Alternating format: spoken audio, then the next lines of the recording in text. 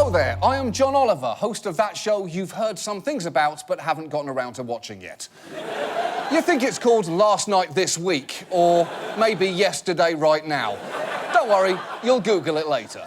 Now, a few weeks ago on this show, you may remember this happened. Presidential clemency has always been controversial, from George W. Bush commuting Scooter Libby's sentence to Bill Clinton pardoning financier Mark Rich to, and this is true, Abraham Lincoln pardoning a man convicted of attempted bestiality because the man was intoxicated at the time.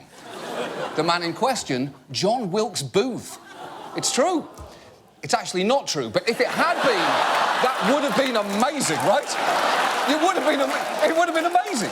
And you can read more stuff like that in my book, Stranger Than Truth, John Oliver's 101 Favourite History Lies.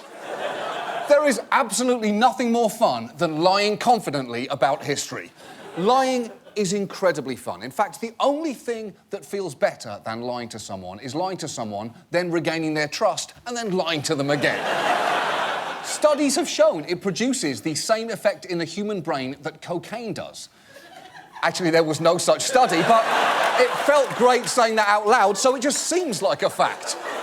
So we are actually producing that book. Next spring, it will be released as a hardcover volume by Simon & Schuster, who I chose to work with given their wealth of experience printing the factual-sounding bullshit of Mr. Dr. Oz. So you knew they could do it well. Now, in my book, you will find plenty of plausible but unverifiable nonsense, such as the fact that, due to a severe horse allergy, Paul Revere spent most of his famous midnight ride sneezing and vomiting into the streets. It's a fact.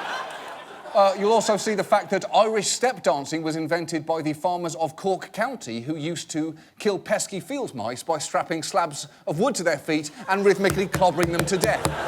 Which, yeah, it really makes you see river dance in a whole new way. You'll also learn that in order to prepare himself for important telephone calls, Winston Churchill would gather his highest-ranking officials to watch him tear telephone books in half.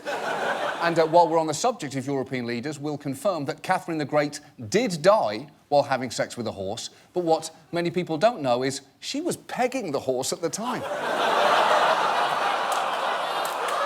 She was pegging that horse at the time. And one last fact. Just forget about it. Forget about it! One last fact. Just wipe it away. One last fact. Did you know that in 1980, Saddam Hussein received a key to the city of Detroit? That is not in the book, because, remarkably, that is actually true. I know that you don't trust me anymore, but trust me, it is true.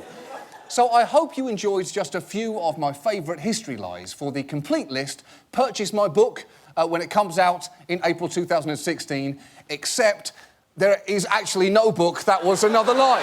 This entire video has been a total waste of everyone's time. If you want to waste some more time, please join us again September the 13th, when Last Week Tonight returns. Until then, trust nobody, especially me. Trust no one.